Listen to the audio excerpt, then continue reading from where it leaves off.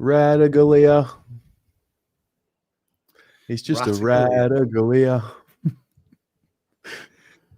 Dear. Radagalia. Hello, everyone. Welcome to the ratings here on the Blue Abroad YouTube channel after round 16.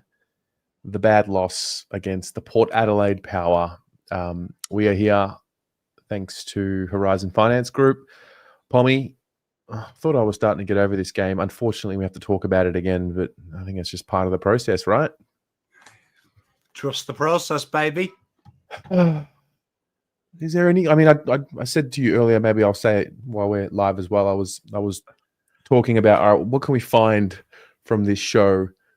Like you, in times of struggle and when it's at its worst, that's when you find out maybe some characteristics and some things that you can move forward with. But I've been assured that we won't find any of that tonight. So, well, I mean, look, I mean, if you were blessed with eyesight from birth, I think it's quite obvious the players that played okay and the players that didn't. So the Darths is going to probably back what you saw up. Is there any positives? Well, I mean, it depends. Like, when people say that they're an optimist or a pessimist, I always think that that's more retrospective from where your viewpoint is. So, I mean, a positive is this game, I presume you all had 2 arms and 2 legs. And Monday rolls around and you're watching this sat down with 2 arms, 2 legs and 2 eyes. So is it really that bad? Okay, that's true. Could be worse. Terry always says, can it get any worse? Well, I'm here to tell you it could do. It could always get worse. Well, last week was the worst of the season in terms of the ratings and like the whole team rating. So I guess we'll, go player by player and get to the final team rating and play the funny sounds again and add some more funny sounds to the funny sounds that we played last week. And yeah, it's just like free fall at the moment. It's very Tom Petty, isn't it, at the minute? Look, I mean, it's not good. I always say, though, when something's not good, it's how you hold yourself through them times. I think I'm holding up pretty well, if I might say so myself. Yeah, you're doing great. I'm going all right. So, I mean, the fact that people need to appreciate you created 70 slides, well, ish, for this game. Like this is one of the most lackluster performances I think I've seen the boys put in, and you've created about 70 odd slides for it. So it's plus however many times you've watched the game, plus however many times, the hours that we spent thinking about the game and the next hour and a half or so that we're going to spend thinking about this game. So, mate, kudos to you. Yeah, I mean, look. Sorry to remind you. To be fair, if the SAS in the UK ever wanted someone to teach torture handle techniques, I would say over the last couple of weeks, I don't think there's many cartels out there that could put me under as much mental duress as these guys are doing, to be honest. I'm pretty immune now. But no, I mean, look, I will say this. This was done in record time. I don't think I've done ratings as quick. So 9:45 yesterday, they were uploaded. So usually when times are bad or times are good, I work doubly hard. So, I mean, there's that. I'm working harder. That's good.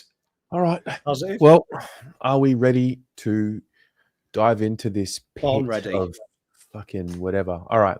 We're going to get cracking. Ready. We're going to go through player by player, and this will be the final time that we talk about round 16, 2025. We will start with the team as it was named, and we start with the vice captain on the night, which was Jacob Wiedering. What happened here? Jacob Wiedering. So you can see that Wiedering, typical heat map where we'd expect him to get the ball, as we always do. And you can see from a statistical output, very average, as opposed to usually we see Wiedering really take the piss out of the AFL average. And this week he was obviously affected. He was obviously affected just from a mobility standpoint. This guy looked like he was walking through molasses for most of the game. When the ball did come to him, though, he really did struggle. None of that zip there defensively. He was caught out of position quite a few times. Was that mobility? Was that output? We can speculate. You can see AFL ratings hated it to have a 5 or less from AFL ratings as a key defender when they value most of the metrics that make key forwards great. It was a poor game from him, let's be honest. Yeah. I was at training today and I did notice he did not have the ankle brace on today. He did have it on during this game. He looked to be a bit more free-flowing in his movement. But yeah, this was just not the game for Wiedering. One of the very rare poor games that he puts in to this level. So he's not going to be alone. The last tonight. time he had a rating below 5.5 on this new rating system would have been the Nicholas Larkey game. Wow, there you go. So a 4.3 for Jacob Wiedering. Then we get to Jack Silvani, who I've got some news about shortly. What was the story with Jack Silvani? Well, you can see here straight away our two key defenders have taken 0 contested marks, which is a big worry. Like, that's a big warning sign. Like, that's a big red flag. Like, that's on a first date. Yeah. And the person you're dating starts to use the napkin to clean their teeth. Yeah. It's one of them red flags, big red flag. A difficult game from Jack. Usually with Jack, when Wiedering has been down, he's done pretty well as well. He's done pretty well at finding a way to make it work, but his ball use this week was pretty poor. Big highlight, though, for Jack. I'll give him some love here. That he was one of the few backmen that didn't get battered airily one-on-one. But this looked a very indecisive game. Jesus, obviously, it's come out since that he's not 100%, but he did struggle this week. And then, obviously, Carlton threw him forward, which was a disaster, to be honest, on both ends of the ground. I'm not too sure who came up with that idea, but yeah, tough one for Jack. Not his usual standard. When he went forward, it just gave me just memory, like Bolton days. It gave me memories of like, we're so in the shit when a move like that happens. And then I think one of his first possessions when he went forward was he sort of got tackled. And I thought, if he's gone forward and gets hurt in this contest, I'm just gonna, blame. What am I gonna do? Blow my lid? I haven't blown my lid already. But yeah, that made me laugh. And then this morning I was at training. I actually saw Mitch Cleary and when I spoke to him, and yeah, apparently Jack's sore and he's in doubt to play this week. Sore groin. So the groin is still hurting him, and he broke the story earlier this morning. So that's not good. Yeah, well, I mean, it never rains, does it pause, doesn't it? In my experience, when the divine powers decide to piss in your pocket, it's only a matter of time before they kick you in the leg and start pissing over your face. And we're at that stage now. I'm on my knees begging for another. Yeah. So I am. You think you can kill me? I'm already dead. Please, sir. One more. Well, 4.1 for Jack Silvani. Here we go. This might be the only time we smile about a player tonight. Nick Haynes. Here we are. So when Michael Voss used the randomizer wheel to go, what change shall I make today?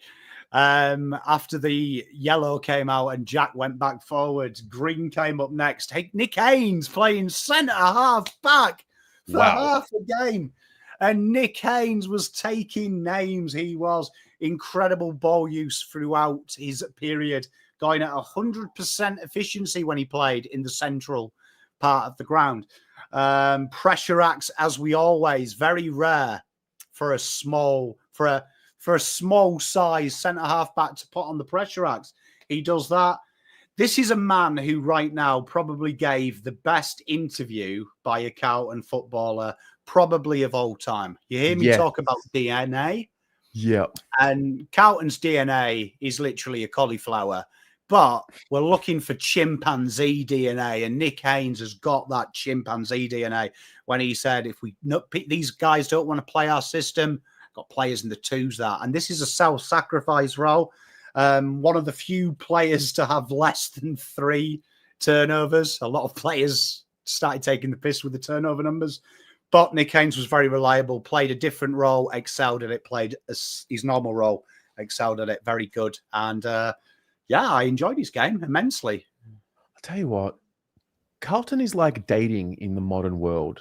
It's just about how many red flags can you find that force you to just lower the bar and lower the standard. And I mean, I'm going to take nothing away from Nick Haynes. Do you know how excited and I actually felt something like an extra heartbeat when I saw him ripping through the players at halftime? Like, I've watched the footage on repeat of him. I don't know who he was pointing to. I don't know what he was saying. But to hear him talk to our players like that and like fucking read the riot act to them, given he's so new, and then also his interview in the radio saying, like, quite frankly, if blokes don't want to play the role or do whatever we're trying to do, then there are blokes waiting in the twos. Like, where's that been? I did think that was a subtle message from maybe the rumours in the rooms. To be honest, I thought it was a very weird way to word it.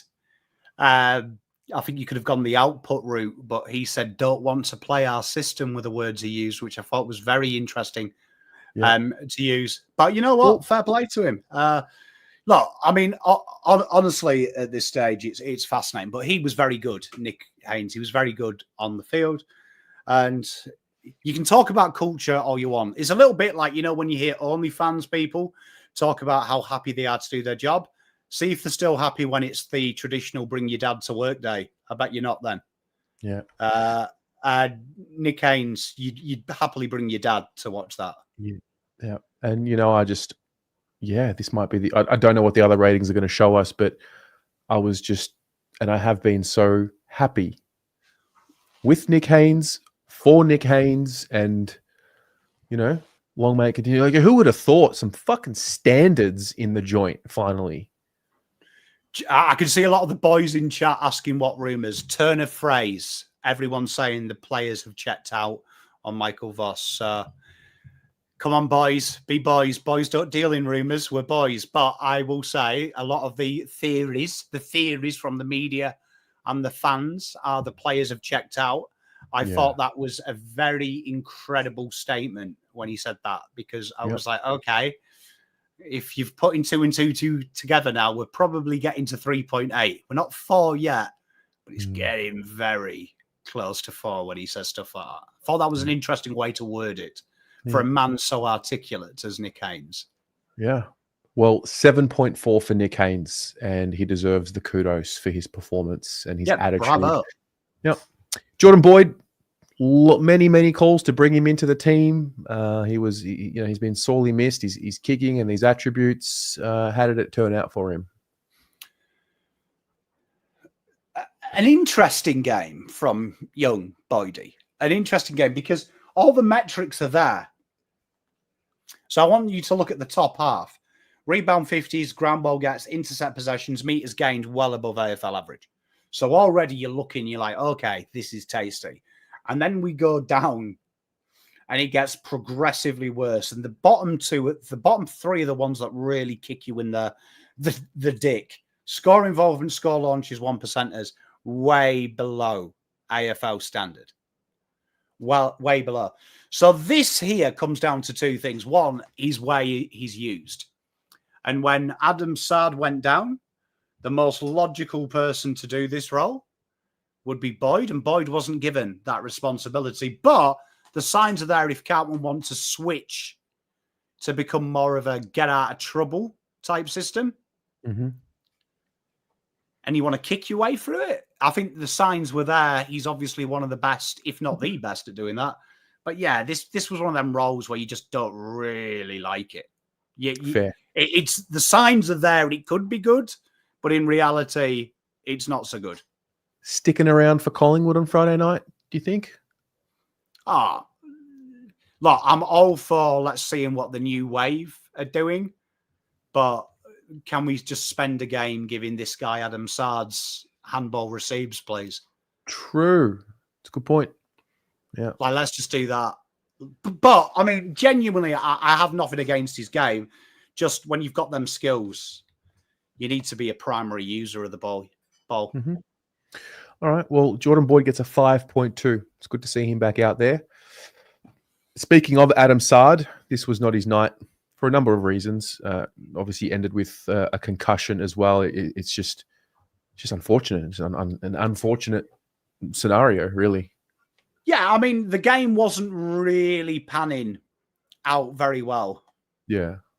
To be fair for him, before he got hurt, before he took the head knock. There was some glimpses he got ahead of the ball count, and I've really trialed this with their halfbacks this year, getting them really up. That's been probably a change since the bye with Carlton. Try and get him as high up the ground as possible around stoppage. It didn't really do anything, and then for some reason it got totally shelved when Saad went off. It was almost like, well, we've got this role, but no one else can play it. It was a tough game for Saad. I do feel like Saad probably needed a break, in my honest opinion. So now he's got it. We'll miss him, but we've got a lot of halfbacks trying to get into this side. Now gives us a week to really put them under the furnace with two guys who are being played out of position when they do play that role. One of them's going to get a chance this week. Yeah. So maybe, correct me if I'm wrong. So I watched some VFL. I saw some highlights. I've not seen Lockie Cowan run and carry with the ball in hand like I have seen him this past weekend. Is this that opportunity for Lockie Cowan to play in the way that he was drafted a little bit more? Genuinely fascinating, because you can see people who watch the draft and people who don't when they comment when Carlton draft a player. So that was the first game this week, Terry. Great observation that we actually saw what Lockie Cowan was for. So Lockie Cowan was this marauding halfback flanker that played medium, could play small, was often thrown up in the forward line for Tassie. They were horrible his draft year, and he invariably kicked a snag as well. He loved the snaggeroo, was their captain. So this is probably the most natural role for Adam Saad and for Lockie Cowan. I'd love him to come in and get the job. I'd love it. I think he'd thrive and he'd relish it.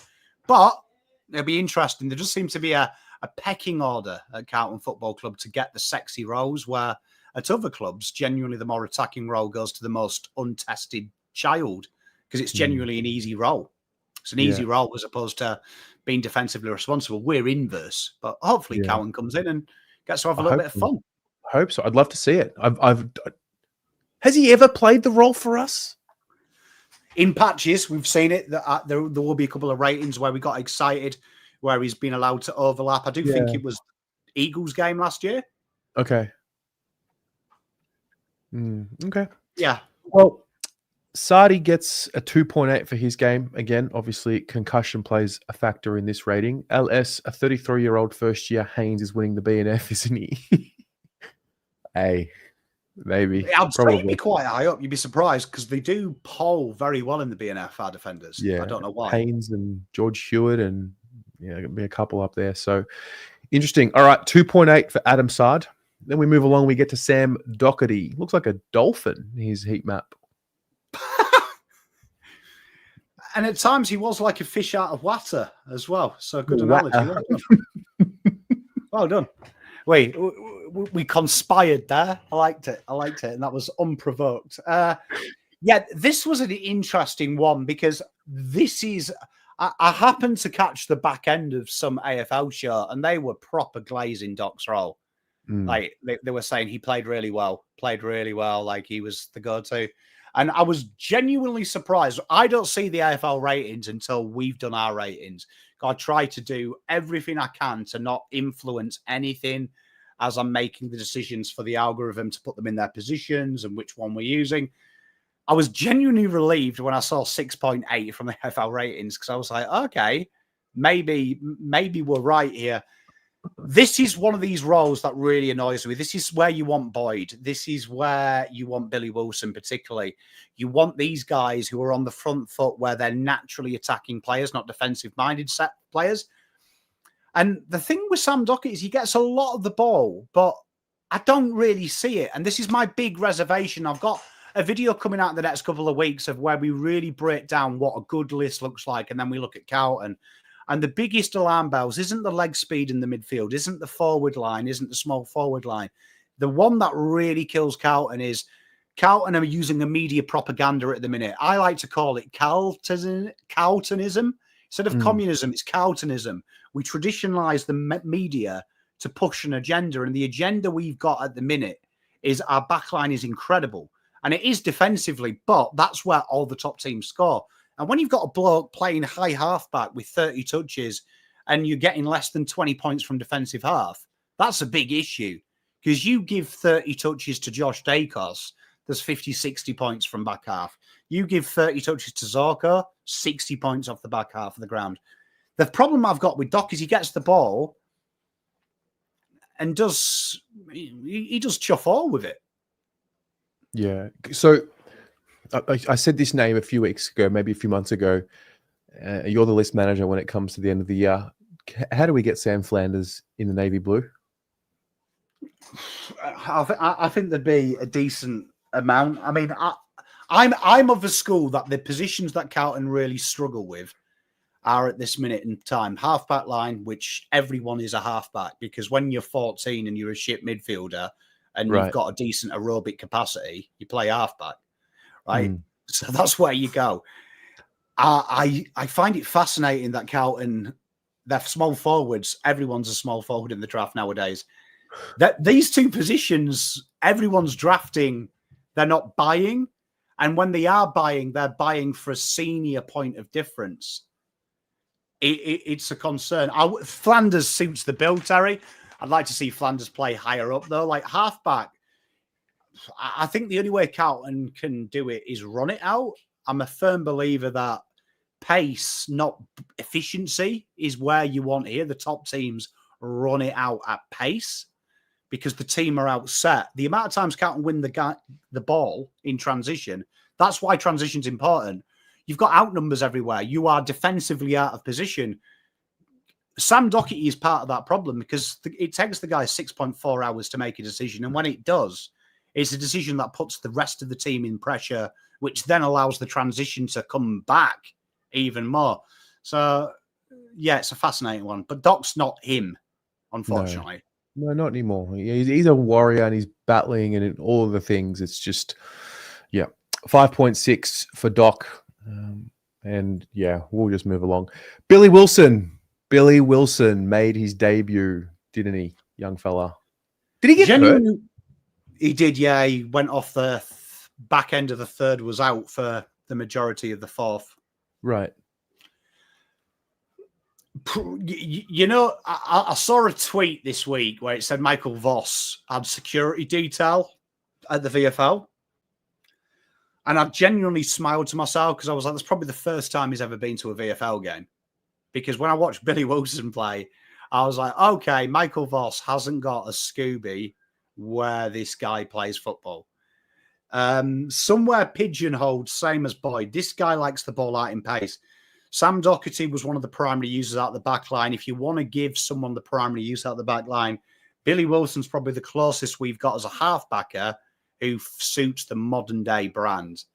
He likes the ball out in space. He likes it to overlap run. And he was kind of in this kind of pseudo lockdown role, playing back pocket a lot of the time. This really upset me because Billy Wilson has got so many weapons that in this game, it worries me. And when I talk about development, he came into the system because he enjoyed getting the ball. He liked to take the game on. He invariably hit the attacking zones and he burst out the back. And what I'm seeing right now is in the VFL, he does all these four things and he has developed his ground game. Came into the AFL, and the only positives I could give you is he's improved from a draftee defensively. His weapons on the front foot are deadly. And it actually upset me a little bit. I thought, Saad going down, looking at that back line, Boyd's got the pace of a Renault Espace. Nick Haynes is old. Waitering and Jesus can't walk. Give it to him. Just let him go. Here you are, mate. You've got 2 quarters of having a bit of fun. Yeah. Saad's injured. I hope he gets another week. I hope so too. Yeah, I'm with you. Yeah, unless he's hurt. I don't know. I did see him earlier today at training. He was out there and he looked to be okay. Given, I mean, again, it was a very light session, and I say that concerningly. But anyway, Billy. Love his hair, by the way, though. Yeah, I do like his hair. Big fan. I think it does suit him. I think there will come a time where he cuts that off, and we'll discuss hairstyles with Billy. I liked his 50 meters where he had to take the kick, which is the picture. It took me ages to find this picture. Look, with the Alice band out. Yeah, I was very like, good. Oh, well done. It looked like Travis Fimmel's underwear, Calvin Klein, 1998. Yeah. Enjoyed it. Yeah. I mean, look, it's a shame that he and Flynn Young have to, debut and get exposed to that for their first game. But, welcome to reality. It just doesn't always go the way you wanted to. So 3.1 for Billy. Then look, Terry, any dickhead can have a good game when you're winning. That's true. I'd rather them debut now. See what you're made of. Easy chance to shine, isn't it? Yeah, that's very true. Well, Ollie Hollands, how did he go? Oliver, so when Carlton lost Sard, instead of playing just a single role, we kind of split it up a little bit. And we saw Ollie Hollands get really high up the ground and Carlton attack that right-hand side. I did see an article this week, and although I disagree with John Ralph a lot, some of the things I liked there, Ollie Hollands was one of the ones that I liked, of maybe flinging him in and around the ball at times. And there was a couple of stoppage passages where this guy was elite, and one of the few chasing out the back of a stoppage as well. What I love about Ollie is you can question his kicking, you can question his ball use, but it feels bad that we've got to compliment his effort because it's not there with a lot of people.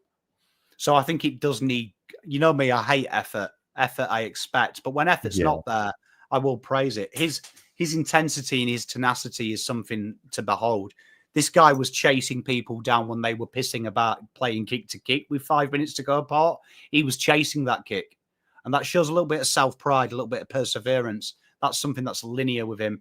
So I enjoyed Ollie, and if the rumours are true, the players are protesting.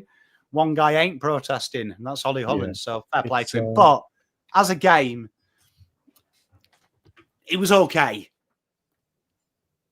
Yeah, I think what we're looking at here is, he's displaying the care factor, which when you're in the shit, which we are as a club at the moment and as a team, you're sort of looking for, all right, we get it. We're not winning the flag, and we've all come to terms with that at different times. But it's like, all right, can we start seeing some pride? And I think Ollie does that. And he's a perfect example of, you know what, you don't have to hit every target, because he doesn't, but he doesn't stop, and he shows the pride in the monogram. And really, at the end of the day, that's going to get a lot of the job done. It's fascinating with Ollie as well, because you find when Carlton starts to stagnate, he receives a lot of the ball, and that's quite a historical tale with Ollie.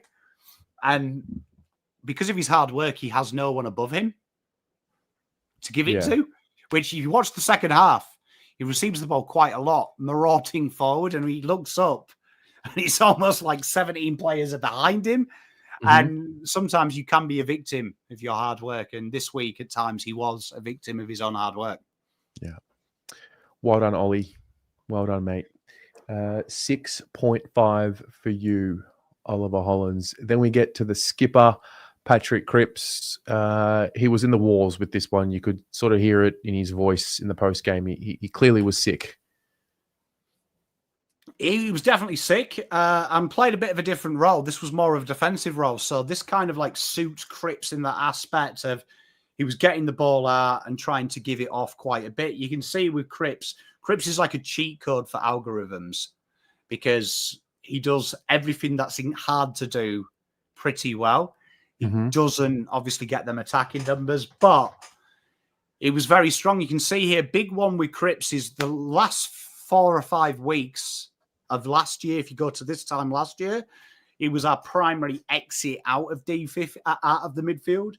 This year, we're starting to see him take a bit of a back seat. So from a defensive point of view, it was really good. You can see the AFL ratings, really enjoys it. We want to see some offense from him, though. Was this a damned if you do, damned if you don't scenario for him? Because he's obviously put the call to arms out of the mundane, stick fat and buy in, and I don't want to divide the fans, all of that. He obviously gets ill night before the game or day before the game. So, on the one hand, I can see some comments here like, oh, he shouldn't have played. It's like, okay, but if he doesn't play, then, he's done this call to arms only to not play. And it's just a rock and a hard place for him. I would question any footballer who says that I can't play over a cold. Yeah, you find a way. Yeah. I'd question it. What I do question is I wouldn't let him come into work like that in an Right. office job. Right. So I do question then who has validated his position. That's where I do want to see someone like Patrick Cripps say, someone like Michael Voss say, look, Cripper, I love you, but mate, you can hardly breathe. Yeah. Give it to someone else. But I'm never going to blame a player. Like, honestly, I would lose my shit if I heard a player saying, I've got a cold, I don't want to play tomorrow. Yeah. Yeah. Miko, I think I agree with you. I mean, the captain has to stand up and sort of face it. And it's easy to say from this side, like, oh, I shouldn't have played. I mean, when you're the captain, all you want to do is play even when you're hurt or even when you're sick and you want to show up. And even when you've put a call to arms out. So, well, I mean, yeah. you've only got to listen to Russell made that interview. If you see that Russell, where he talked about players, about the Wheatering injury, where Wheatering admitted himself he'd hurt himself in training. Yeah. And then Russell did a counterpiece when he left the club, talking about there's a happy medium between trusting the players and then getting to the bottom of it before they do damage themselves. I do think every player should be wanting to play. I think that's where the leadership goes. That's where the leadership, that's where Wheatering has to put his arm around him and go, look, I can captain today, brother. It's where Voss goes, half-fit Cripps ain't used to me. But I will say this, for someone that was ill, he embarrassed a lot of players defensively in that midfield, like a lot. All right. Well, Cripps got a 6.1. There you go. So not bad. Not bad. Appalling 10 for defensive effort. So, so is a quiet little narrative that's emerged through the this tough time that Williams is now the midfielder that we thought he might have been? Is that what's happening here? Like just quietly?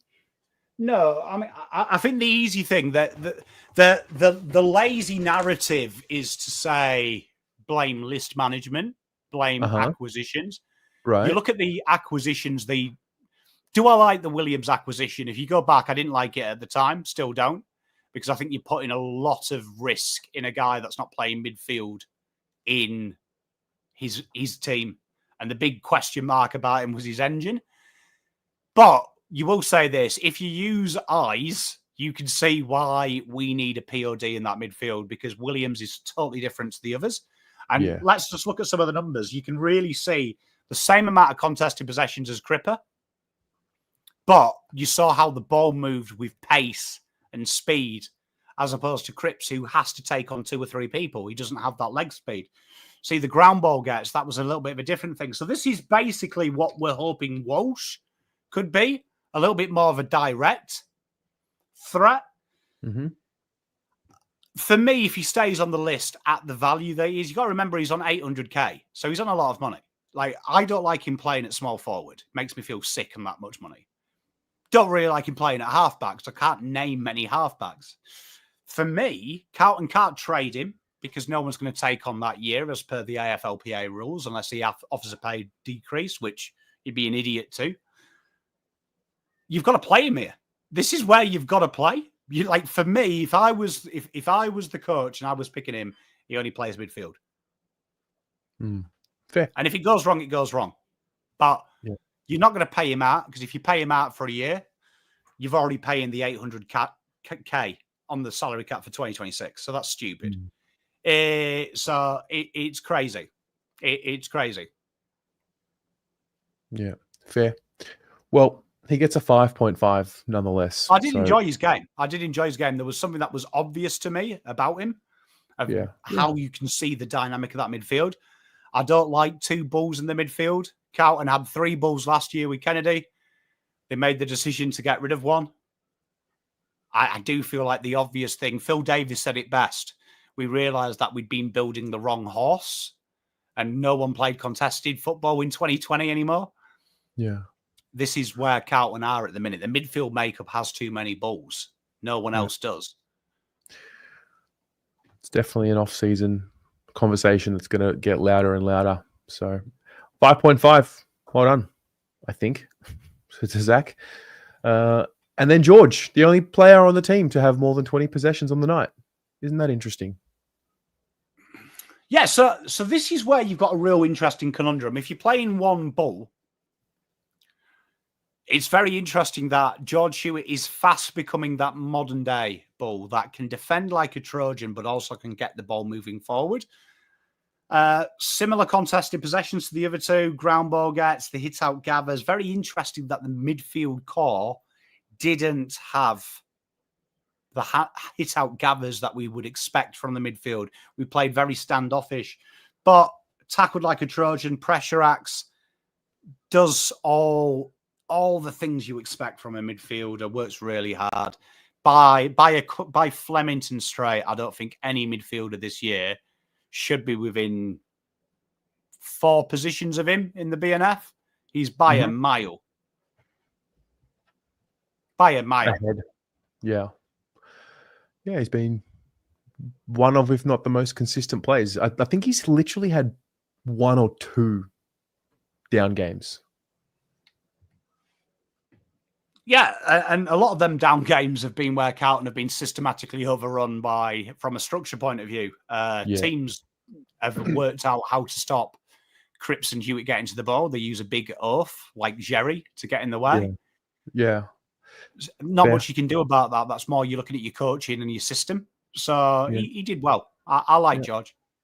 Fair. 6.4. Also, I hate that I have to stop the show because people want to act like children.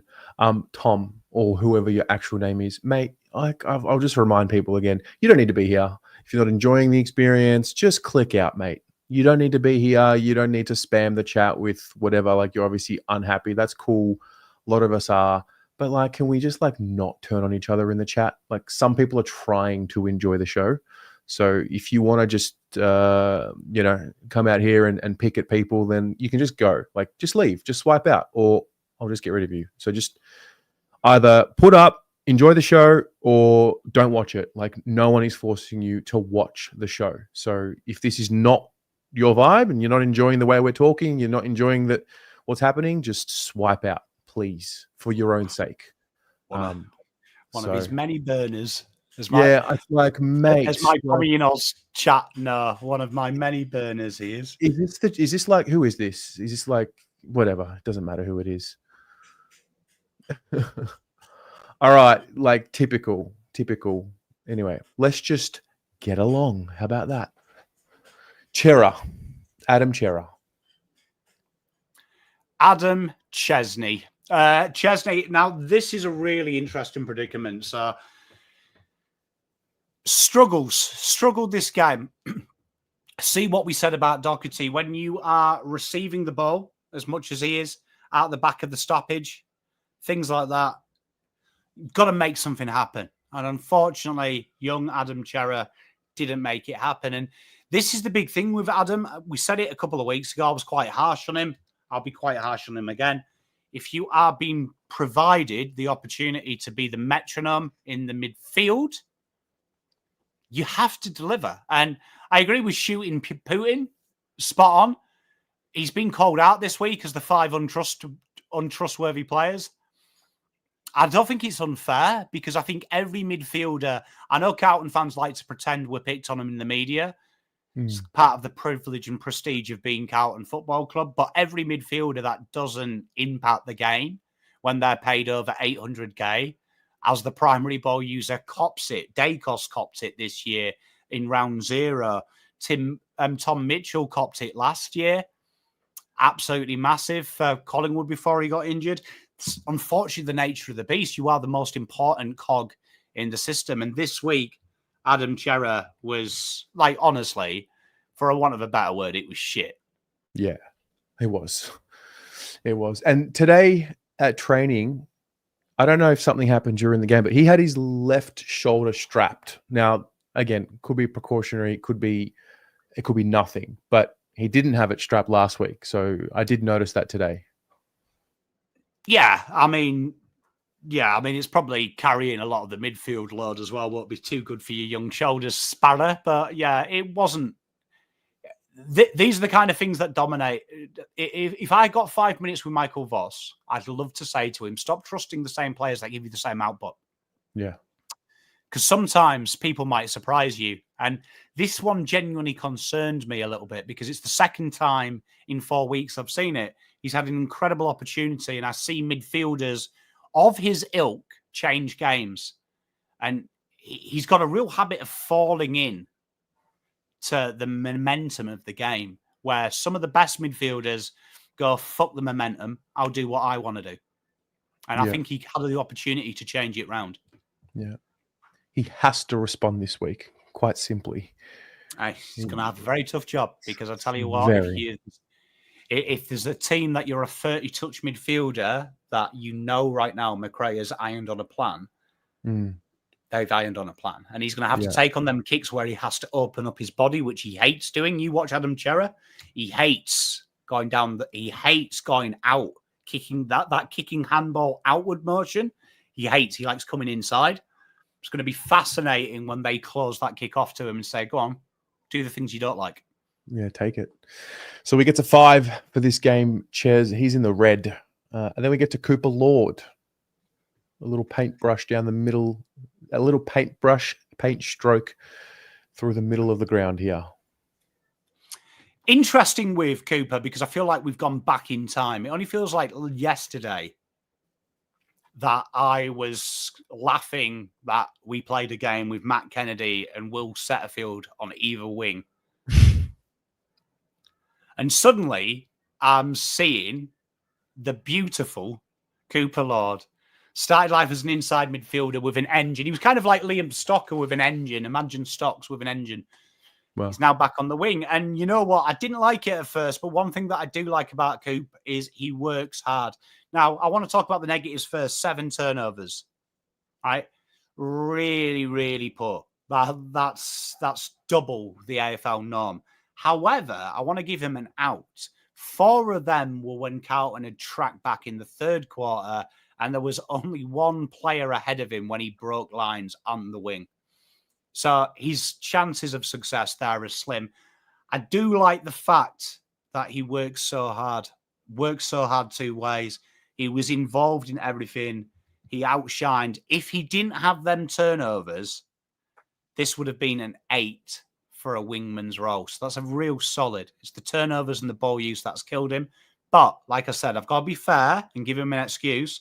4 of them turnovers were more on the fact that no one had overlapped him to kick the ball inside 50. So you could put any winger in the history of the game. He can't polish shit. Still shit. Yeah. 5.6 for Cooper Lord. Then, Blake. Oh, man. Oh, Blake.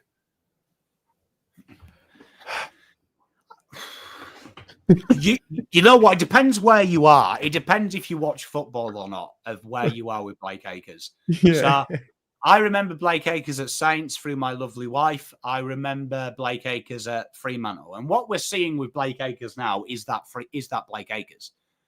The 2023 Blake Acres, I was like, what the fuck is going on? Like, has everyone made a mistake? But this is Blake Acres. Like, no offense to Blake Acres, but this is where he is. He's always been this type of player. It's hot, It's cold. It's sometimes atrocious. And it's fascinating because I do feel sorry for Blake in the avenue that Carlton have started to kick more. So the biggest change from this time, 2023, 2024, 2025, is how we kick and go slow. So the ball movement patterns have dramatically changed. So Michael Voss can deny that or accept it, but that is something we've done. And with Blake Acres, that means he has a lot more time to think. And that's where I've got an issue with Blake. When Blake has got to think about it, it's almost like he's created 4 options and he has the skill to execute one, which was his first instinct. And it costs us at times. You look at that. You look at some of the things he did this week. The marks as well kill me. Being the outlet pattern and having 0 marks is a real concern. And he had 3 marks he dropped, 2 of them uncontested. It's poor. It really is poor. And this is why you're seeing babies play this position. Yeah. He can win you a game. He can lose you a game. He can lose you a head of hair. That's him. He's always been that way. 4.4 in the red. There's a lot of red already. Anyway, Tom de Koning. What happened here, bro? TDK. Yeah. So, I mean, firstly, massive shout out Vicentini. Yeah, young fella. Put a cleat on. He has probably got the legwork. He's got the speed. He's got the athleticness to play him at his own game. And all we saw here, usually there's an out for TDK. The team's come up with a plan. This week, he was just outdone by a guy that was like, okay, $1.7 million man. I'm on rookie.coin. Let's see where you stack up. Let's see where I stack up. And the big scares for me this week were the second efforts from TDK, where when he gets beaten, this is where he thrives. We've seen a lot of times this year, he's been beaten in the ruck. It's his second, third efforts that make you get upset. The amount of times I saw Vicentini in the second half almost walk out of centre clearance, and TDK was like, fucking hell, hey, that's quite a nice ground, isn't it? Hey. Yeah. Good beer selection. He's an energy creator. He's a he creates chaos out there, and it's so clear when he's focused and on and when he's not. Can't blame me this time as well, because I had no negative words about Vicentini. I was, on the contrary, I was quite complimentary on him in the preview. As I tried to double bluff. I knew what happened last time. I slated Ladhams. I tried to give him a little bit of good, but definitely a concern playing against Vicentini, who is an athletic one. It's not often he gets beaten by an athletic ruck. He did. He did this week. And that's a lesson for him. Maybe underprepared. I don't know if Carlton maybe had planned for Jordan Sweet, because that was the big talk in South Australia, that they were going to go with the physical one. Mm-hmm. So maybe it was a prep thing, and he was genuinely surprised that the Vis dog was going to get that much ruck time. I don't know, but it wasn't a good game. 4.2 for Tom de Koning. We then get to Orazio Fantasia. Why is it clicking now that everyone else is not clicking? So sometimes you see the difference in player mentality just by what they're doing. So quite a few people text me after the game going, Fantasia's best game. And people really overcomplicate modern day football. There is nothing that says you can't handball the game all the time. Top teams are. There's nothing about as well you can't go into a control. All the teams do. The difference why Orazio has stood out the last 3 or 4 weeks is purely because he takes the game on. He puts the game into the hot zones. When he gets the ball, it goes forward, which in essence is the modern day game. That's all he did. Like, this isn't an outstanding game, and this isn't like, oh my God, Orazio Fantasia is the best player in the history of players. What this is just literally, we're talking about every guy that plays this role does this, gets the ball, gets it moving forward, either switches it to change up the angle or drives it into the pocket so the small forwards can do it, or has a crack at the goals. We're literally giving him kudos for really doing his job. It's the equivalent of getting a pay rise for turning up at 9 o'clock in the morning. That's basically what we're talking about. Yeah, this is the minimum standard for him. It's just standing out, I guess, because there were so many that didn't reach the minimum standard. Precise, Lamondo. Yeah, 6.6. I'll give him a well done. Well done for doing it. Well, no, look, this isn't a criticism of him. Look, like, you've got to do it. But genuinely, I'm going to spoil the rest of the show for you. By a long way, the highest performing small. Like, by a long, like, I'm telling you, a long way. Okay, well, let's see how far down. You've had Eddie Betts in his prime. Yeah. And we're going to slowly go downhill from here. Great. Let's see how far down we go into the hole. Alex Chincotta. What was the story here with Pom Cotter? Second week in a row, and a tag that I couldn't hate more. So last week we had Caleb Daniel, Banterville. Like, I haven't recovered from that There's been 3 things this year I haven't recovered from. Number 1 was finding out that a prominent AFL pundit did a top 10 Indigenous footballer list and Bobby Hill wasn't on there. 2 was Alec Chincotta's tag on Caleb Daniel. Still don't know if that's real or not. And number 3 was losing round 1. Still can't quite imagine it's happened. Pom Cotter, you're not putting this guy on Buzz. And then you're not putting him on Rosie. So he switched the tag. And no offense to Alex, this is with respect. It ain't going to work because these guys are too smart. They're too smart. And these aren't 2 players that are a one system team. So it's like next week. The idiots in AFL players will tag Dacos. It's happened 2 times. Dacos has done what he's wanted. The team has done what he's wanted. Very similar scenario with Rosie and Butters. They're not team players you can tag out. They're players that work with the tag. And I felt for Alex because I felt like Alex a couple of weeks ago, albeit against the Eagles, showed you that you're looking for that hybrid forward that can tackle and can kick goals. And he showed that. He showed that he could kick the goal. He showed that he could chase. I feel like this is just holding him back. So this is like Billy Wilson and co. I'm not a fan of it. I don't think Carlton should be tagging at all anyway. If it is a midfielder, play him in the midfield. Give him the on-ball minutes. He has got the pace.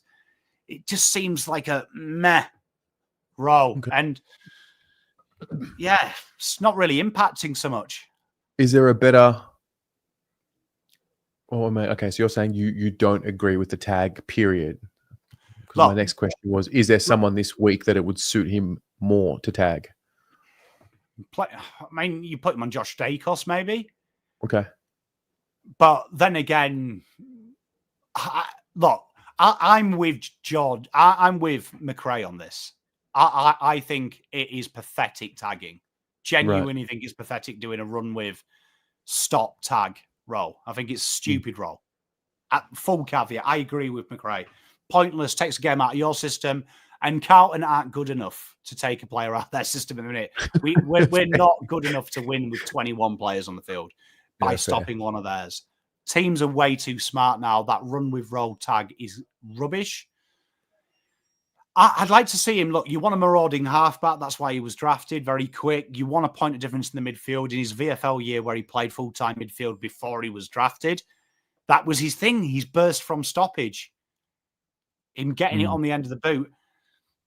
I don't like it. And I feel like we are probably going to tag Josh Dacos this week. Thankless task. It's so easy. Yeah.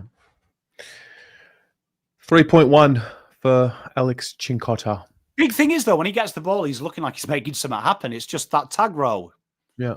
You ain't going to score. What about Jesse Motlop?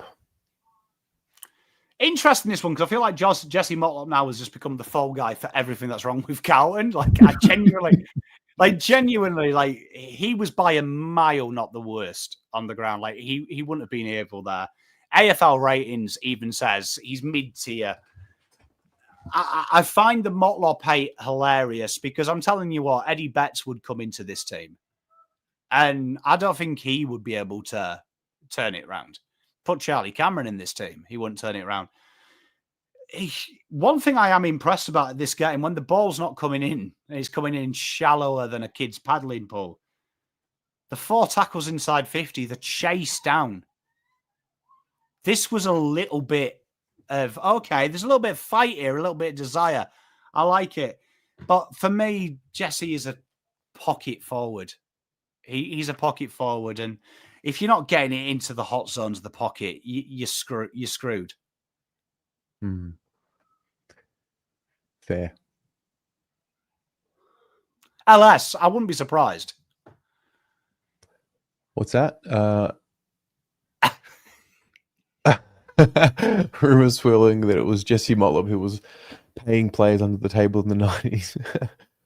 Well, Jesse gets a 5 for his game. And this might be the one. Yeah, it's like 3 reds in 4 players. And yeah, not looking good blood. Lockie Fogarty, who was coming off 2 really solid games in a row. And this was not one of them.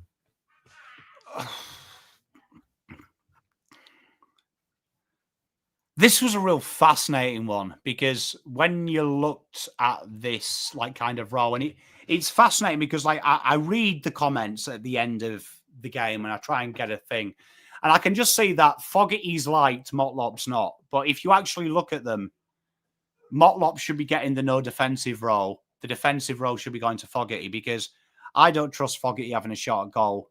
I know Motlop can find a goal. I know Fogarty's a better tackler, more physical pressure. And it's fascinating because he got this role almost like as a conduit link man, which isn't Fogarty's game. I did like the way that he got in, but his inside 50s only produced five score involvements, and 4 of them scoring involvements were from handballs inside 50. They weren't the inside 50s. So if they were inside 50, I'd be excited because that's going at 100%. His hit-up leads were good. When the ball hit the deck, though, this guy was nowhere to be seen. And I struggled with this game because he is, out of this team, the most experienced small forward bar Fantasia. He's done this a lot. And, yeah, I think you could split Motlop and Fogarty with a toothpick over the last 2 weeks, to be honest. You just sparked a memory in my mind. I remember when he first got to the club, the feature of his game, I remember saying, was he's kicking inside 50. And, yeah, been here long enough to... Well, I mean, a lot of people gave froth to Lee Montagne's kicking, which might potentially be the worst analysis I've ever seen. Like, I've seen some bad analysis. Yeah. But that was up there with some of the worst produced because he's nailed everything. Everything's right. But then he's gone on a tangent that it's the player's fault, not the coaching, when every example he's shown is Carlton hitting the same 2 zones inside 50. That's not player-led. You hear McRae, Fagan talks about it a lot. They spend a lot of time on delivering the ball under pressure to certain zones, knowing that's where the forwards and the smalls are worked to. So Carlton have chosen that pocket. And Fogarty was obsessed with hitting that pocket kick. Sometimes when Carlton was set up for the corridor, there was a few times Charlie and Flynn in the second half were literally condensed in full forward. And he's gone to the pocket and we haven't got a player. And Ratakalia's like, oh, fucking hell. Like, he was massively guilty of that on turnover. Yeah. 5.2 for Fog. Flynn Young, the debutant. What a game to bring this kid in. And as the sub as well. Poor lad. Well, I'm a big fan, but when Carlton I saw again, the AFL did a thing today about small forwards making debuts as subs. It's disgusting, needs to stop. It's a bad culture thing. I disagree because if you're a Carlton player, the biggest cheat code is give anyone 15 minutes and just let them touch the ball 3 times. And the hype is absolutely insane. Happened with Will White. It's happening with Flynn Young now. It's some of the funniest shit I've ever seen because I'm like, yeah, I'll admit he had the ball 5 times, but he went at 40%. It was an okay game, but if he'd played like that for the full game, we're probably seeing what we're seeing with Fogarty and Motlop. What I did like about Flynn, though, was he was a little bit game. He took the game on, and that's something that gives me a little bit of hope. And this is something where he's going to have to get used to with Carlton fans. When Ollie Hollins first came on the scene, he was the attacking winger, if you remember. He used to put the ball into the hot zone. People used to criticise him because he didn't get 2,000 metres gained and he wasn't Carl Amon. Eventually, the club started to pull him back a little bit, and then we had that resurgence. I really hope that if Michael Voss, Luke Powell's listening to this, in the next 3 or 4 weeks, he's going to get a full game. He's going to turn the ball over a lot because he goes for the aggressive kick. He's going to make mistakes. Please just let him make them mistakes. And if you are a fan, know that this guy ain't in the ilk of Gary Ablett Jr. He's Flynn Young. Early to late mid-20s player that is making his start in this career. 23 years old, 24 this year. He's going to make mistakes, but I did enjoy the fact he was attacking with the ball. Really attacking. He is that half-forward threat. I liked it, but Carlton are going to have to get a small forward group that stays deep for him because a lot of them kicks where he hits are the kicks that come back with interest because he attacks the ball. He attacks the game. And that's why he has a 40% disposal efficiency, which is very low. But he's got to, that's where we're looking now. Someone has to stay at full forward. One of them small guys has to stay in front of that small forward. Help him out. Help him out. 3.2 for the young man on his debut. Then we get to McGovern. I think similar to Lockie Fogarty, came off 2 really solid performances in a row. And then this, I think Gov more than Fog, like really just, back down to earth.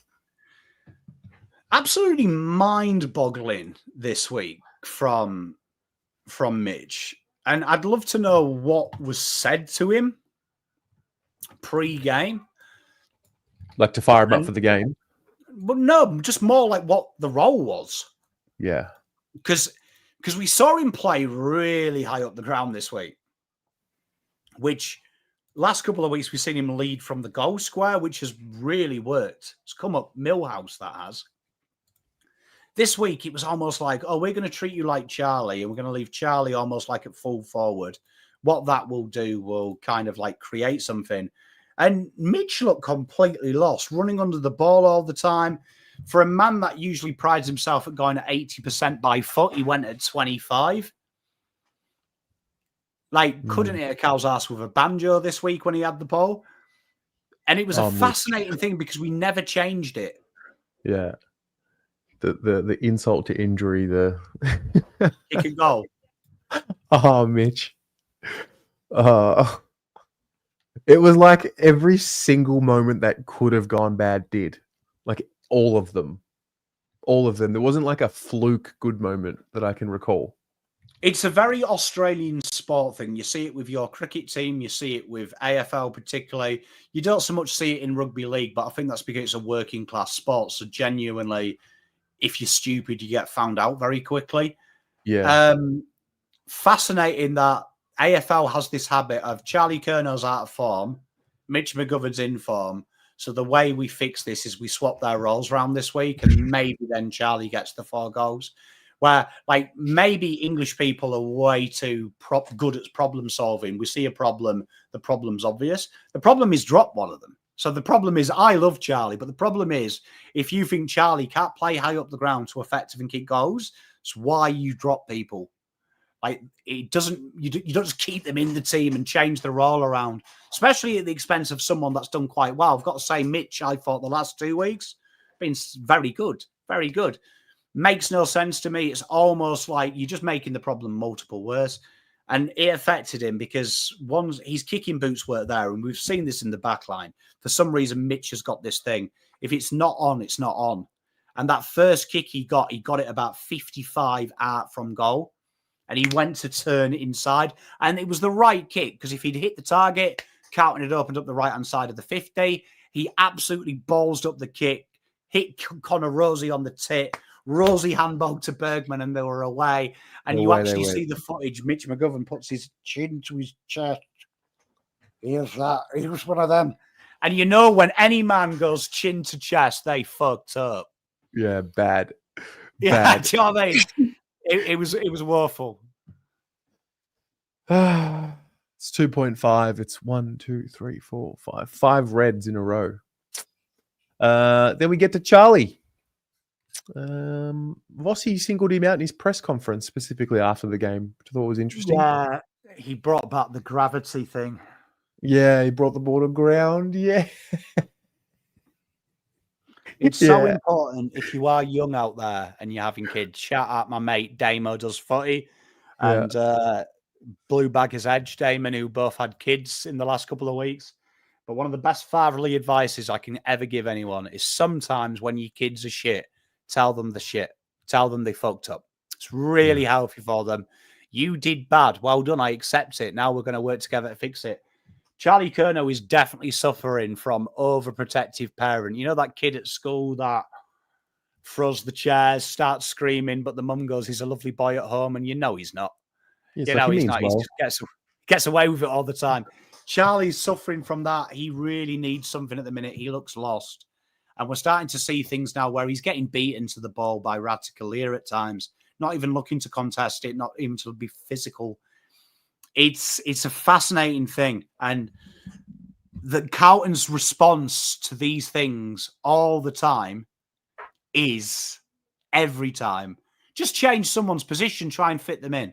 And we are at high level sport. You don't deserve second chances. That's why it's elite level sport. This isn't Bush League. Oh, he pays his subs every week. He brings the best beers. Let's keep him in. You've just sometimes got to cut him, and it's good for him. And it worries me with Charlie because I was like, okay, you've now destroyed Mitch McGovern's form by playing him high up the ground, which he's not suited to. He's come back after 5 years almost playing back to play forward. He's worked the full forward. Now you're switching them round. I don't think you need to drop him as well. I think you could word it in such a great way. But now it's really hard because you're against Collingwood. So there's also an element that you can't go in there and just drop players. Yeah. Because I don't care what the fan base say, play the kids. They lose by 60, 70 points to Collingwood. Michael Voss coming out and saying, well, I played the kids you wanted to. Ain't going to make them happy. So now he's got to do it the hard way. Yeah, look. But this was, I love Charlie. Shit. Mate, end of the day, we're talking about $1 million player here. $1 million. Look, Levi Castle used to make me want to punch fucking hens. Yeah. Mate, at least he was being paid $300K for the privilege. Like, bro here, he's on Jeremy Cameron money. And he's playing like Charlie Chaplin. Yeah. Champagne salary with, What do I say, Terry? Premiership attention and salary, bottom four output. Does whatever he wants. He's a chill guy. All good. But, like, just want to win a flag, you know? Lewis Young. And then in the one I actually forgot Lewis played, to be honest. One of the more balmy selections this week, this one, honestly, I got a massive migraine watching this game the third time because out of all the forwards we discussed, this is how bad we are. Lewis Young was looking tasty at full forward. Takes the goal, took the grab, presented well, led really well as well, brought the ball to ground. And then we make a tactical change where we swap Jesus with Lewis Young. So we swap our best defender at the time on the ground. So he was statistically the highest rated key defender and the highest rated key forward. We swapped them round. We've already swapped our best full forward the last 2 weeks with Charlie, who's out of form. This was a balmy situation. Then when Lewis went down back, you could see that he, not only did you guys forget he played, he forgot. He was fumbly, he was loose, took a few nice grabs in the back half of the ground, one of them being uncontested, and took about 6 hours to deliver the ball. A real concern. Yeah. 3.1 for Lewis. Drop Motlop 12 with a donation. Says simple trade Kerno, Mackay, Motlop, and buy Voss. Yeah. Maybe. You're gonna be gutted when you see the trade value and what you can bring in for it, though. But don't mind it. Cheers for the 3. Yeah. Cheers. Speaking of 3, Lewis Young 3.1. I'm so relieved. Like, I'm not happy with what we're about to see, but I'm so relieved that we've done with that part of the show. Let's take a look at the fucking state of this, bro. Yeah, hopefully you don't need me to explain this to you, but I mean, I will do anyway because I'm a nice guy. When your halfback line doesn't have any green in it, you've got a big problem in today's game. Real big problem. When your on-ball contingent has the highest rate of 6.4, you've got a real problem.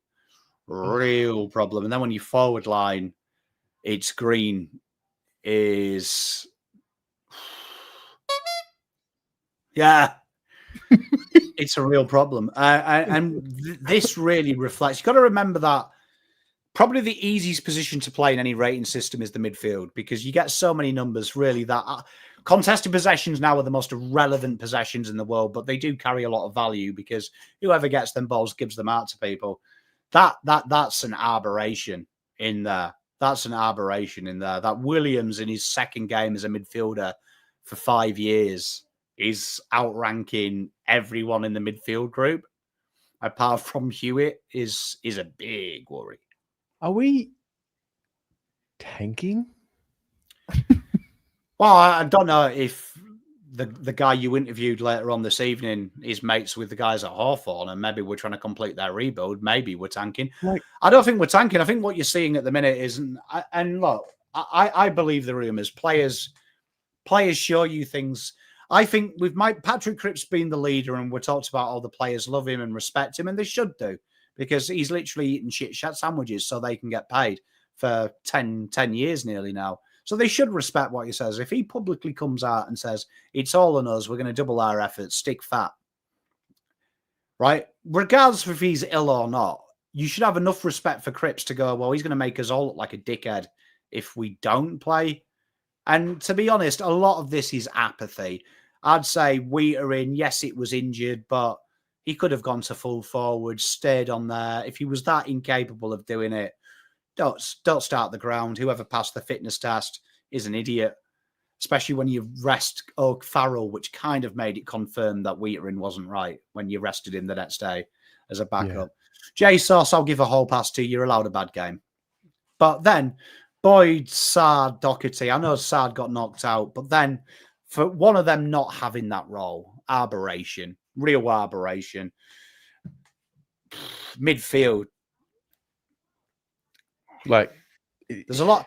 That middle line there makes up a lot of Carlton's salary cap. So Cripps will be nearly $1 million. We know Williams is quite high up, right? Do you know what I mean? So John Ralph released the article that I showed you guys a couple of weeks ago that it works out flat at this stage. He's on 750 to 850, depending on what it is. So that's a midfielder's wage. Hewitt. So Hewitt will be on about 4 to 5, but Cherry will be on close to $1 million. TDK will be, it was rumored to be 800. We're now giving him 1.1, 1.2. That's 5 million there. 5 million for, and the one who was the best is on half that.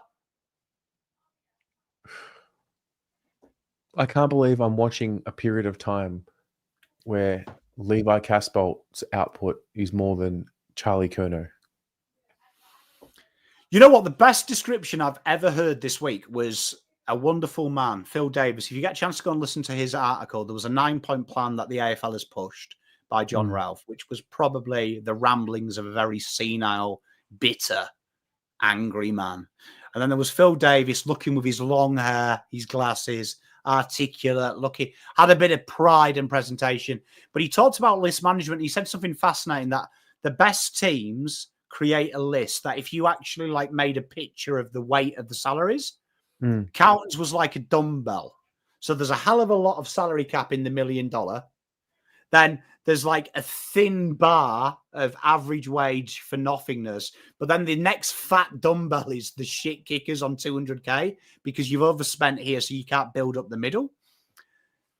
And then he talked about teams like Hawthorn, how they structure it, how GWS tried to do it. He's described it as like a hammer, that you have just the bulk, but then everyone else is the same size, and that's the handle. So your role players are all on like 400K, 4 or 5 guys on $1 million, but you've got your ceiling is not as high, but your floor is twice the height. And that's something, if you hear me and Let Dog talk about drafts and trades, we talk about high ceiling players. We get excited by them. We get excited, though, more by the high floor players, the guys whose shit game is 6.5 out of 10. Never will get a 9 out of 10, but he'll always get a 6. Get a lot of 8s, worst will be 6. That's what you're seeing there, because the problem is then when Cherub bombs, you're asking Lord to have a 6'5", 6'5", 7 as a first year playing senior football. Last year, he didn't get many game time.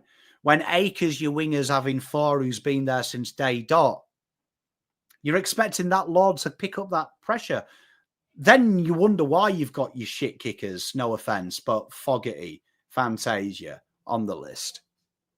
There's the problem, because you've spent so much in your top-end talent, you can't bring in the beautiful players. So people are talking about Flynn Young, and it's kind of annoying me now because I like Flynn Young, and I'm a big positive man on Flynn Young. You're asking a 23-year-old that's been ignored in 5 drafts to now become your best half forward. Yeah. You are asking him to break all AFL statistics, to become the freak of nature that 17 clubs have all missed him 5 years in a row. To be better than Fantasia, to be better than Fogarty, who have been there and done it, to adapt his role that well. There is the problem. There is the problem. That is a massive problem because Doherty, been there forever, love him, big servant of the club, great backstory. But Sard goes down. Doherty needs to be 7, 8 out of 10, 9 out of 10, because you're asking Billy Wilson, a child, or Jordan Boyd, a mid-season draftee, to be Adam Sard pick 6 trade. Like, it's not going to happen. Like, doesn't matter how much you like them, how much you want them, it's hard. And that's something I've complained about a lot. If you go back 2 years of content, me and Paul did that video, stop buying players. Good teams buy either the player they've always failed to get or an emergency replacement. Chera and Walsh, almost the same footballer. One's got an engine, one's got a better kick. Hewitt, when you've got Cripps, when all the teams are pulling back from having 2 bulls, but then you've got to trade out Kennedy because now you've got 2 bulls and everyone's using 1 bull. Harry and Charlie bringing in Mitch McGovern when you've got Levi Casbolt, you're now, Harry and Charlie waiting in the wings, and Mitch McGovern's a forward when you still need other situations. It's fascinating to me. The only ones that I kind of really can forgive, I can forgive Zach Williams. It's a clever acquisition. It's a foolish one, but if he does work, there's no arguing he's the only midfielder that's got pace and does anything different to the other clowns. It's a high-risk strategy, though. I wouldn't personally do it, but at least I can recognise why you do it. Haynes, got to ask yourself the question, why wasn't Jesus tried there, though, a long time ago? Yeah. So a lot of these things I'm looking at, this here, the last 2 weeks, is the most damning Carlton analysis we can do, because you're seeing when you put all your hopes in the golden eggs and you've ignored the hens and you've been malnourishing them and feeding them fucking dog bones and shit. Now you've got to make an omelette with their eggs. And it's a bad tasting egg. Yeah. So this is a lot more complex. And you know what? I think it comes down to 2 things, Terry. Number one, I think there's an obsession at this football club. We started the rebuild with these guys. We need to finish it with them because we owe them it. Absolute fallacy. These players are just players at the end of the day. The football club will live on. So we don't owe them anything. We've already done our bit. We've given them incredible media coverage and big fucking contracts just by walking into the fucking football club. Exactly. That is the club's responsibility to these players ceased until you bring something. And then number 2, I feel like Carlton feel like they've got to be the big boy. So I would love to know how much pressure was put on. We know Sauce came out and said there was a lot of pressure on him getting McGovern across. The reason was that we had to get a big fish because we kept missing them. Wonder how much pressure came on to make these deals. Because it makes no sense from a statistical point of view why you'd bring Chera in when you had Walsh. Because we've always had this conversation. They don't work well together. One of them's got to be pushed out of doing their primary role. Why bring Hewitt? And no question Hewitt was brilliant, but how come I'm seeing Matt Kennedy now playing the role that Michael Voss is saying he needs in the team? But this time last year, for the next 4 weeks, he was averaging 65% backline time. Yeah. So this problem was here last year, but Michael Voss didn't once go, midfielder that can float forward, maybe Matt Kennedy. But you couldn't play it because it was too slow. So it's really fascinating. Yeah. I want to finish up. Oh, sorry, Terry. That's okay. I just have feelings, and you're the only person I can talk to. No, I do. I'll just end it. The premiership attention comment, you're just so right. You're so right. Like, they get premiership attention, and you just keep reminding me of how it's gone so wrong. We've given these guys long-term deals, and like some of them can't even play under the pressure. We've just shown faith to people that didn't deserve it, and once they got the faith shown, now they're putting in these performances. It's just like a constant reminder of how bad it's gotten. You know? You know what? I was watching your highlights of your interview with the Prez. Yeah. Fair play to you. I hope no one's not- expecting like groundbreaking answers. I mean, to be honest, it did feel good to look him in the eye and say the words spiritually bankrupt. Like that did feel like something good, and fair play to him for taking the interview and doing it. But we've got a lot of work to do to fix this joint. Well, let's do it. So, best player, main riser. The Third cheapest week in player. a row, main riser has been the winner. Really? That's bad because that Yep. just basically means the consistent stays consistent. Yeah, fair. Well done. This to is Nick Hayne. really scary, though. This next one, Horizon Finance, 1% by our proud sponsors, Horizon Finance. The first time we've had single figures this year. Oh, Like man. I got a 1% for scratching my bowl bag in the second half. That's poor. And then let's talk about real footballers. Real footballers who play their role. We're going to look at some opposition players and see what we can find out about them and what we can learn that we don't already know. Zach Butters. Okay, so when we look at our halfback line, we look at our midfield line, and we look at our forward line, there is a huge, huge problem with it. And it's the most obvious problem. And it's funny that no one can accept this. But Carltonism propaganda is huge with defensive pressure acts. And again, we are going to see a midfielder that dictated the play have very little, because not every position requires defense. There has to be an element of attack. And what you saw with Zach Butters is 16 handball receives and did what he wanted. He did what he wanted. Alex had a real tough job on this guy because this guy, his skill, his evasion, even though he's physically strong, he gets away from you.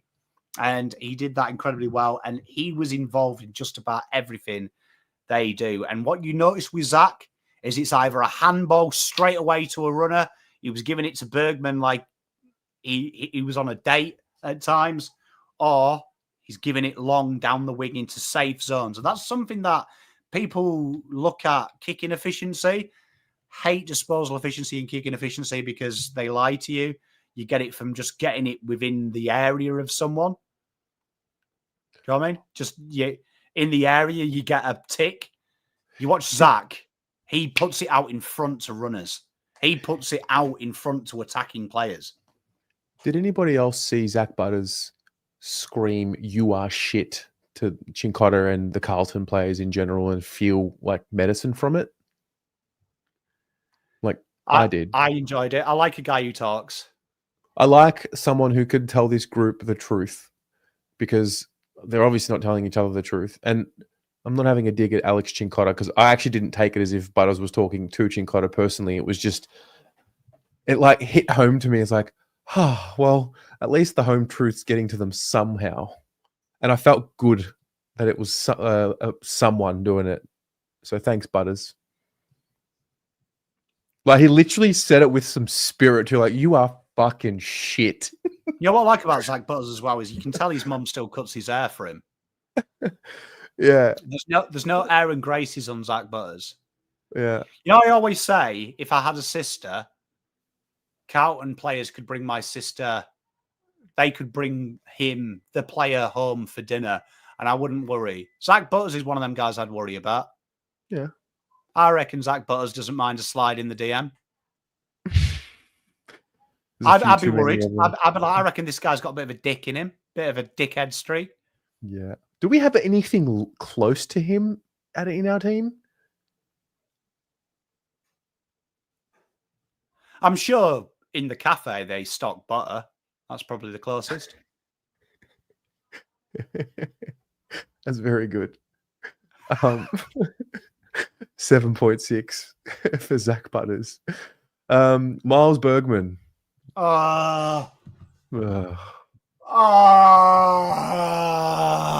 Yes. Get in me, Bergman. A real footballer. I am a big Bergman boy. I am absolutely heartbroken because I did make the joke. It was an audition for him.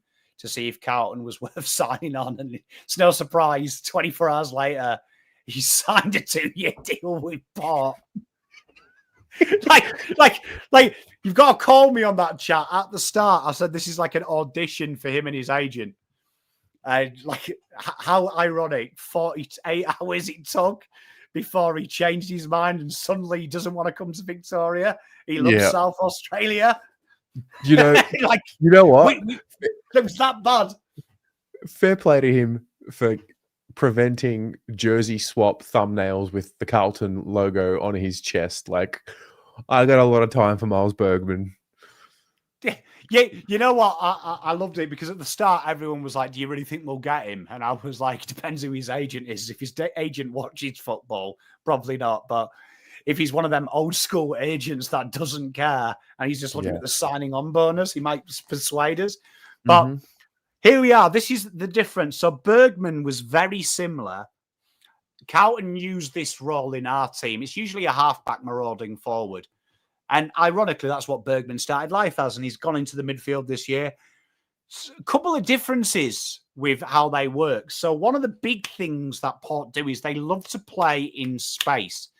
So they don't look to like just kick it aimlessly into space, but 10 loose ball gets, right? That's a lot, right? 4 of them, you notice this with Port. They just tap it out or get it away from the contest and someone marauds through. I really like Bergman. He does the simple things well. He looks to attack. You'll see half the handball receives of someone like Chera. So he's not getting it easy, but he's looking to get on the end of stuff. He's looking to get out there in space. Incredible two-way running. Thought he was brilliant. Like, I'm shocked Butters got the most coaches' votes. I thought Bergman, for me, was the best on ground. So he gets an 8, and we're going to look at one more Port Adelaide player just to put the final nail in the coffin. Like, I mean, we've been doing this for a long time. You know, we've rejigged the ratings to get a little more practicality about the ratings, Pom. But, like, I mean, if you just want a symbol as to, like, how far we've fallen, I mean, we're sitting here talking about Radaglia, bro. Like, highlighting Radaglia. Oh, you know it's bad.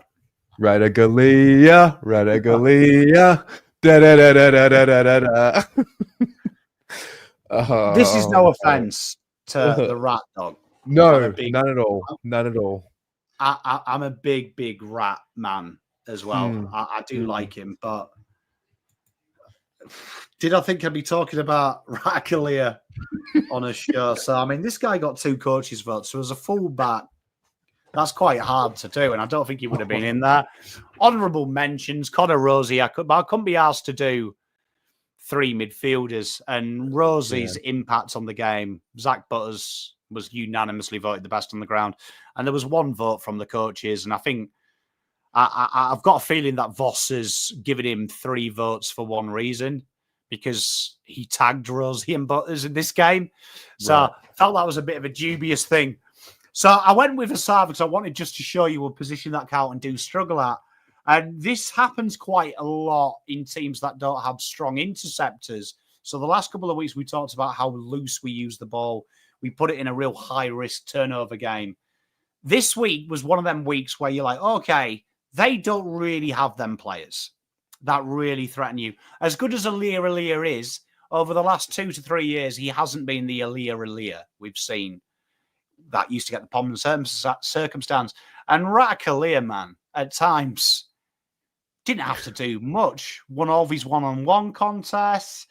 Lost one-on-one contest, but won his 4 others. Real strong intercepts, and a lot of them were uncontested intercepts. They're the worst, where there's not a body on him. Chera picked him out 3 times, Fantasia twice. A real concern, and really, Rataclear, I don't think New Carlton had a forward line. Yeah. There's a post on Big Footy at the start of the season. I think it was the Port Adelaide preview. And someone did their best 23, and no word of the lie. There's a reply going, it's going to be really bad next year if we've got Alir and Rataclear as our key defenders. when we come up against teams like Carlton with Mackay and Kerner, we're getting torched. Yeah. And I had to fight this weekend replying and going, what about Lewis Young and fucking Kerner though, brother? Fucking hell, man. Well, fair well play done, to Rams. Radaglia, 7.9. Oh, thank God that's It's gone over. full circle. I'm talking about Radaglia.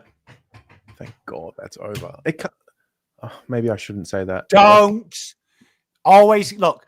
It's retrospective. At the minute, you think this is bad, but next week could be worse, Terry. At the minute, it's the worst you've ever experienced today. At this point in time, this moment. There's no way it gets worse than that. There's just no way. Bro, there were 3 players that didn't get a red. There were, I can't wait next week to see. hang on, 1, 2, there were 5 players that got a green. That's it.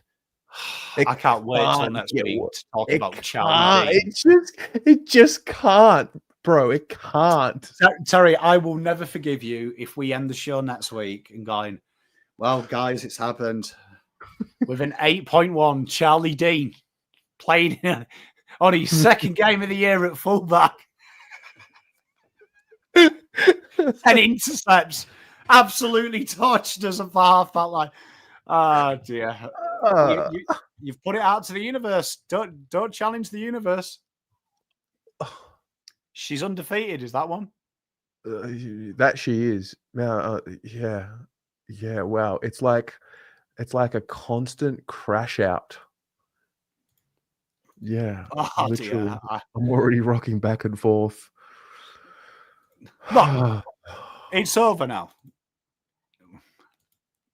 It will never be as bad as it was, right, on Thursday. I can tell you that. Okay. True. Because that was just one moment in time. Are we going to get any nourishment, do you think, this year for the rest of the year? Like anything? Yeah, well, I suppose it depends what you're looking for from an on-field perspective. Yeah. Well, I mean, it's all up to them, isn't it? Like, I think at this situation, they've just got to go for it, haven't they? I guess. I think what worries me the most is I don't care what the players say. From the eye, from data, they've checked out the last 2 weeks. Well, that's the thing that, I mean, I was never confident of beating Port, particularly when 5 days earlier we saw that checking out. We saw those characteristics. I went to training today. Okay, maybe I'll talk about that at 7 p.m. But okay, maybe they've got like 8 days to, freshen up and get ready for Collingwood. But at the same time, once those characteristics are there of them checking out, like maybe Collingwood is the only type of game that can spark something because it has some sort of energy to it. But then I realize I don't think they care about the rivalry like we hope they do. So, yeah. Well, look. But like, I will say this. Yeah. I will say this. The club is genuinely scared of the negativity fallout. Like, we've already had that laughable leak. Michael Voss has got a security detail, even though whoever did the graffiti said Voss in. I think the board needs a security detail. That I would be worried about what might happen to them because there is idiots in the world. I'd never condone it, but they lose this. They think the upset over Port is bad. Like Collingwood, it's always magnified no matter where it is. It's venom. You can't show no effort for Collingwood.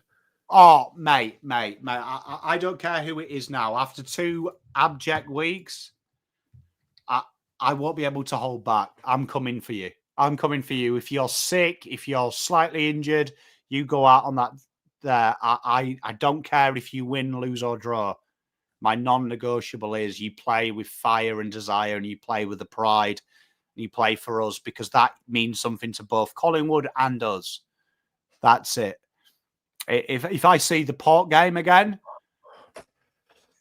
we might see a return to old Pom. Yeah, no, I'll tell you what it is. It's like, and I hate feeling this way, but it's like, oh, what's the over under? Is it like 1 quarter, 2 quarters, or 3 quarters before the Collingwood chant comes? It's like, I hate thinking like that. Like, it's, ugh. You'll get old Pom back. You'll open up the Herald Sun on Sunday and you'll just see a double-page black ad that says, "I'm back." Oh, man, I'm going to go. I'll go full Michael Jordan returns on this. I will be coming after everyone because that's the non-negotiable, man. Like, you should be wanting to win that because you love the club. Yeah. Well, that's right. Yeah. So it's a really interesting time. John, to answer your question, to be honest, it wasn't planned. It just and I'll give credit to Rob and to Will, the media manager, as well. I had actually left the club and I got a message saying, "Hey, can you come back? I got an idea." I'm like, "Okay." It's like, "Would you be ready? Would you be ready for a chat with Rob and the president?" I'm like, "I mean, I haven't prepared, but sure, I'm born ready." And we did it. It wasn't, I didn't ask for it. It just happened. And I'm glad it did. And hopefully it's a step in the right direction to, healing the relationship. It's got a long way to go. But yeah, you'll all see it at 8 p.m. Genuinely upset. I haven't seen any tweets going, "Terry's a shill." Yeah, you can't win. You can't win. You can't win. He shilled out on us. Sold out. He's fucking left us, chat. Can't win. You know what? Just Full can't respect win. to you. I don't know how you could have talked to him because I don't know if I could have talked to him. Genuinely, I'm that hurt. I think they had to do something different. They had to, because the way I saw it, no, they didn't give me a script. Are you kidding? What do you mean? The way I see it, the graffiti on the walls and the vandalism 2 years ago was the Essendon game and spitting on the players and that kind of thing.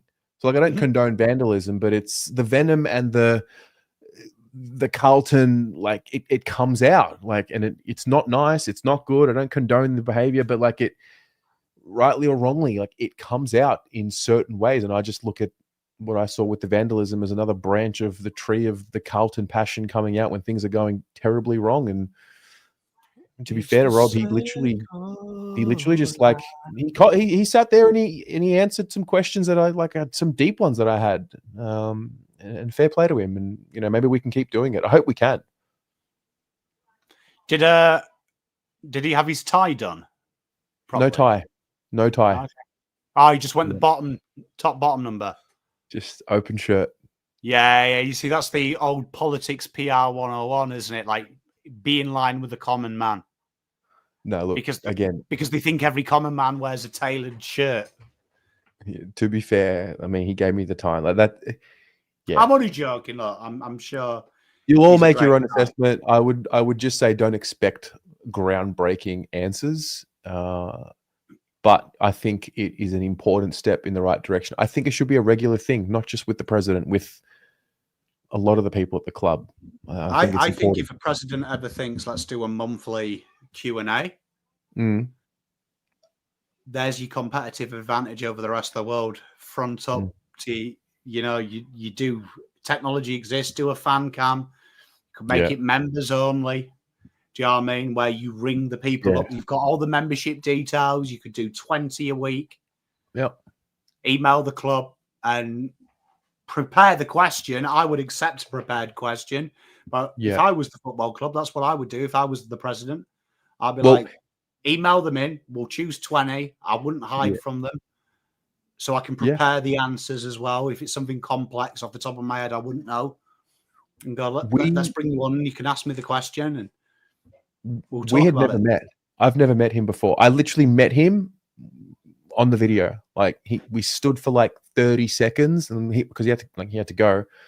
So we hit record and like we met each other immediately, and it's a very unique way to meet someone. Baby, come back. I just like that bit of the story. You're on your way home, and he's ringing you, going. And the ex calls you. She's like, "Give me one more chance." Maybe come back. And you're like, "Oh, yeah, maybe she's changed this time. Yeah, maybe this one last time she's changed." Did he wear cufflinks? I don't remember seeing cufflinks. Maybe he did. Why am I asking? Because I can look. I've got the preview. There's a bit of cufflink action. We saw your cufflinks on the telly. Cufflinks on the telly. Yeah. Well, look, I think the whole board thing, it's an interesting conversation because we don't hear from them much or see them much. So it becomes an imaginative thing. And I think that whole narrative has started to grow some legs about the board. And I think honestly, whatever's going on, I think the solution is, when it comes to connection to fans, the solution is something to do with conversations. Well, look, conversations is everything, isn't it? No, I'm looking forward to watching it. We'll see. Looking forward to watch it. We'll see. Forward to doing Tommy, I just got to say, mate, like, I know there's 8 more weeks of this stuff to go, but cheers and thank you. Hey, look, it's my pleasure, mate. It's my pleasure. Like, I got the easy job here. Is it though? It is. Yeah. That's a missed opportunity if Terry didn't finish the interview with Get the Ladder Predictor out. That was the ultimate. You had the president. You could have. Oh, that would have been a dream. I didn't even try and say like finals or anything like that. I wasn't trying to get there. Yeah, whatever. But we'll be back at 7 p.m. I've got Jonah Baruch with me for the Blue Abroad show, and then 8 p.m. a chat with Mr. Priestley. So we'll get through that. Pommy, what have you got on your channel? What's going on? What can we? I've got what's the next thing? Scooter, the legend, tonight on the Pommy Kickback show from the lunchtime catch up. Nice Bombers, man. I thought I'd go with a team that's close to being a basket case as me. Just because this week I can't deal with looking over at the camera at someone who's like, how good's life? I want someone else with me who's counting down the days to game 1. We got to sit with Swoop Luke tomorrow night as well.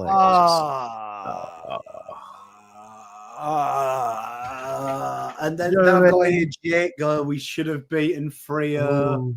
But I'm so proud of them because Alex Tyree set the record for spoils for a St Kilda player in 2 weeks. So that's looking on the up. Fuck off. That's going to be me tomorrow. Fuck off. Fuck off, Jake. All right. See you all at 7 p.m. Go Blues. Go Blues.